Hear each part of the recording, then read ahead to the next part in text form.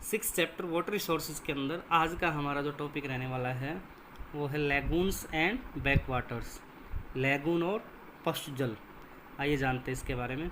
India has a vast coast line and the coast is very indented in some states. Bharat की समुद्र तटरेखा एक विशाल तटरेखा है। इसके अलावा यह बहुत ही इंडेंटेड है, इसका मतलब ये तंदुरित है या कटी फटी है कुछ स्टेट्स के अंदर। ड्यू टू दिस, इसी वजह से, इसी कारण से क्या होता है, इसने number of lagoons and lakes have formed. यही एक कारण है कि बहुत सी जो लेगून हैं और झीलें बन गई हैं। The states like Kerala, Orissa and West Bengal have vast surface water resources in these lagoons and lakes.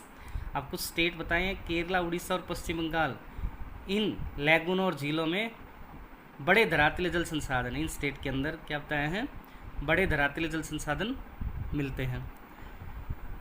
Although water is generally brackish in these water bodies, यद्यपि इन जलाशयों में जल कैसा है, खारा है। In these water bodies, in water bodies के अंदर it is use for fishing. इस पानी का जो इस्तेमाल है वो किस पर्पज़ से हो रहा है, फिशिंग के लिए। And irrigating certain varieties of paddy crops, coconut etcetera. इसके अलावा चावल की कुछ जो निश्चित किस्में हैं उनके अंदर, या नारियल की जो खेती हैं उनके अंदर सिंचाई के लिए इस जल का उपयोग किया जाता है। अब आगे देखिए नेक्स्ट पैराग्राफ में, वाटर डिमांड एंड यूटिलाइजेशन, जल की मांग और उपयोग।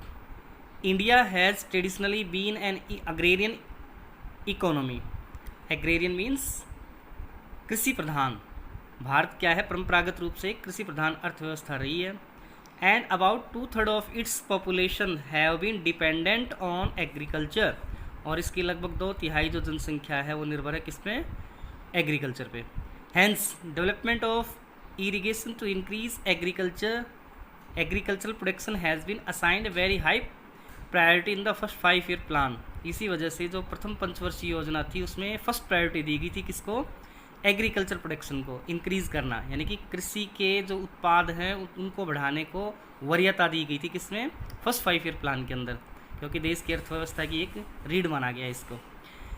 And multipurpose river valley projects, इसके अलावा मल्टीपर्पज़ रिवर वैली जो प्रोजेक्ट थी उनको भी प्रमोट किया गया, जैसे कि भाखड़ा नंगल है, हीराकुड है, दामोदर वैली है, Nagarjuna Sagar, Indira Gandhi canal project etcetera.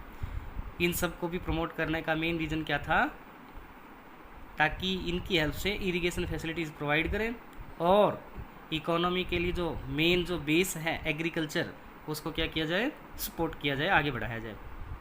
आगे देखिए, agriculture account for most of the surface and ground water utilization. धरातलीय और भौम जल का सबसे अधिक उपयोग किस में होता है, एग्रीकल्चर के अंदर ही। It account for 89% of the surface water and 92% of the ground water utilisation.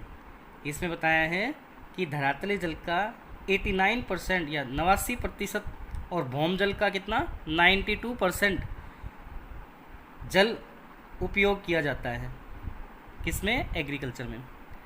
While the share of industrial sector, किंतु अगर देखा जाए औद्योगिक क्षेत्र में, is limited to 2% of the surface water utilization and 5% of the ground water. ये कह रहा है कि अगर देखा जाए औद्योगिक दृष्टि से, औद्योगिक सेक्टर में सतह जल का केवल 2%, जबकि भूमिगत जल का 5% भाग ही उपयोग में किया जा रहा है किसमें, इंडस्ट्रियल सेक्टर के अंदर। अब आगे देखिए, the share of domestic sector is higher, किंतु जो घरेलू क्षेत्र है उसमें इसका जो हिस्सा है वो कितना है, 9% के आसपास है, वो ज़्यादा है। In surface water utilization is compare to ground water. यदि हम लोग घरेलू सेक्टर में धरातलीय जल उपयोग भौम या भूमिगत जल की तुलना में कितना, 9% या 9% अधिक है। इसके बाद बताया इसने, the share of agriculture sector is in total water utilization is much higher than other sector.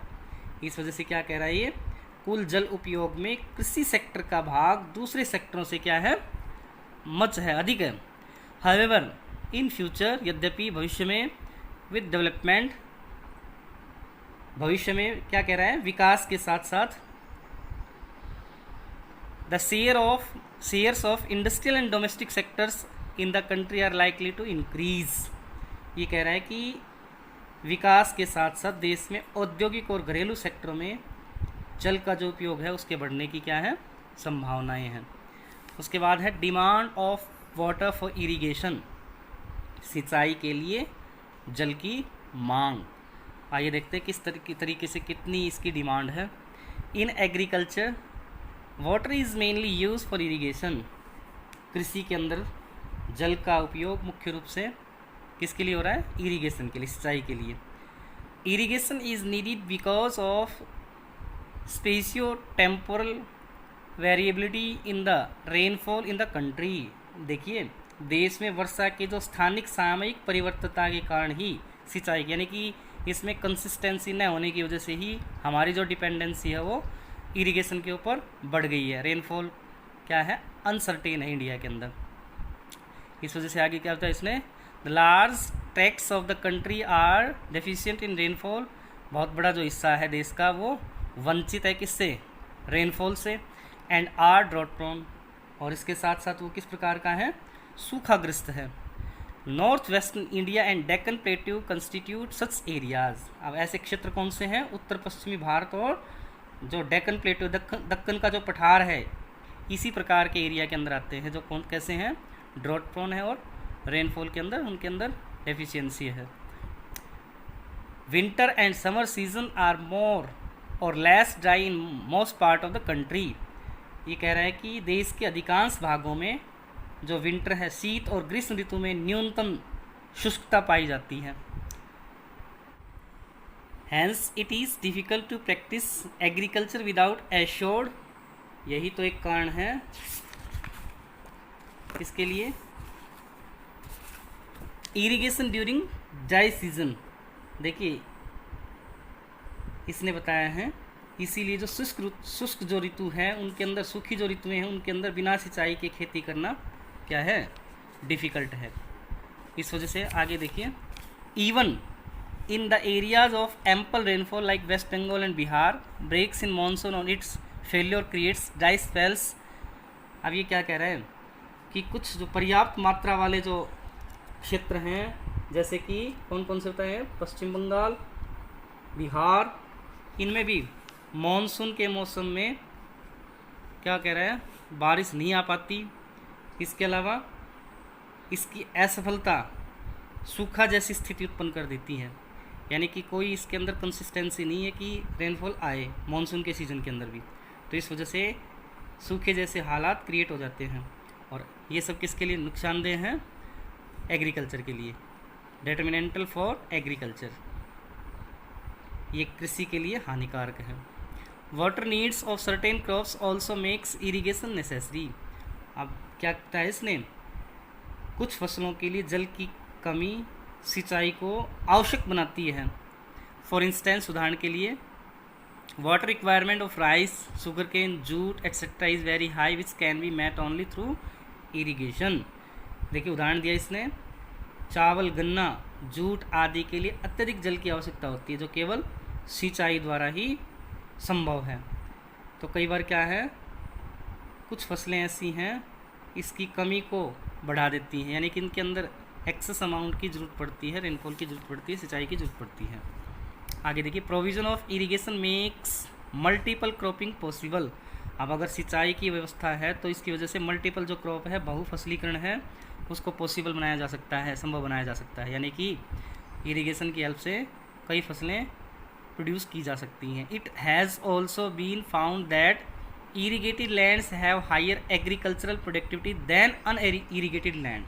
अब ऐसा हमेशा देखने में मिला है, पाया गया है कि जो सिंचित भूमि की कृषि उत्पादकता असिंचित भूमि की अपेक्षा ज़्यादा है, यानी अनइरीगेटेड जो लैंड की तुलना में अगर कंपेयर किया जाए इरीगेटेड लैंड, तो जहाँ इरीगेशन ज़्यादा होगा वहाँ प्रोडक्शन भी ज़्यादा होगा। Further, the high yielding variety of crops need regular moisture supply. इसी वजह से क्या होता है इसने कि जो अधिक उपज देने वाली किस्मों के लिए ज़रूरत किस बात की है, आर्द्रता या नमी उनके अंदर मेंटेन रखी जाए routinely. Which is made possible only by the developed irrigation, और जिसको कैसे कब संभव बनाया जा सकता है, जब विकसित जो सिंचाई तंत्र है वो प्रभावी हो। In fact this is why that green revolution strategy of agriculture development in the country has largely been successful in Punjab. यही तो एक कारण था, पंजाब, हरियाणा और वेस्टर्न यूपी के अंदर जो ग्रीन रिवोल्यूशन थी वो सक्सेस हो पाई। मेनली फोकस किस पे किया गया था, इरिगेशन फैसिलिटीज़ के ऊपर। In Punjab, Haryana and western Uttar Pradesh more than 85% of their net sown area is under irrigation.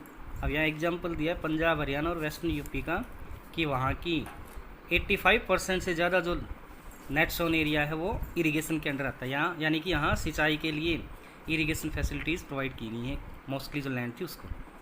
Wheat and rice are ground mainly with the help of irrigation in these states. इन states के अंदर स्पेशली व्हीट और rice को produce किया जाता है, किसकी help से, इरिगेशन की हेल्प से। Of the total net irrigated area, जो कुल सिंचित क्षेत्र है उसका 76.1% इन पंजाब, उसका 76.1% हिस्सा पंजाब के अंदर, and 51.3% in Haryana are irrigated. इसका लगभग 51.3% हिस्सा हरियाणा के अंदर सिंचित है, और वो किसके जरिए सिंचाई की जा रही है, through wells and tubewells. This shows, ये दिखाता है that these states utilize large proportion of their ground water potential, यानी कि अधिकांश जो हिस्सा है ग्राउंड वाटर का उसको यूज़ किया जा रहा है।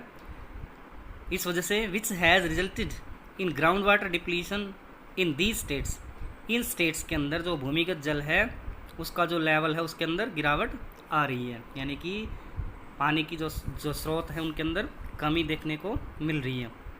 The over use of ground water resources has led to decline in ground water. अगर इनका अति दोहन किया जाए, किनका, ग्राउंड वाटर रिसोर्सेज का एक्सेस इनकी यूज़ की जाए, तो क्या रिजल्ट निकलना है, ग्राउंड वाटर टेबल जो है इन स्टेट के अंदर क्या हो चुकी है, डिक्लाइन हो चुकी है, गिरावट आ गई उसमें। In fact over withdrawal in some states like Rajasthan and Maharashtra has increased fluoride concentration in ground water. अब कुछ स्टेट्स के एग्जांपल दिए हैं, जैसे महाराष्ट्र, राजस्थान, इनके अंदर क्या कह रहा है कि अधिक यूज़ की वजह से या सरप्लस यूज़ की वजह से क्या हो रहा है, इन स्टेट्स के अंदर फ्लोराइड की जो मात्रा है वो बढ़ती जा रही है इस पानी के अंदर, या इस पानी के अंदर फ्लोराइड का जो कंसंट्रेशन वो बढ़ता जा रहा है। And this practice has led to increase in concentration of arsenic in parts of West Bengal and Bihar. जबकि बिहार और वेस्ट बंगाल के कुछ हिस्सों के अंदर इस प्रकार के जल के अंदर कंसंट्रेशन हो गया किसका, आर्सेनिक का।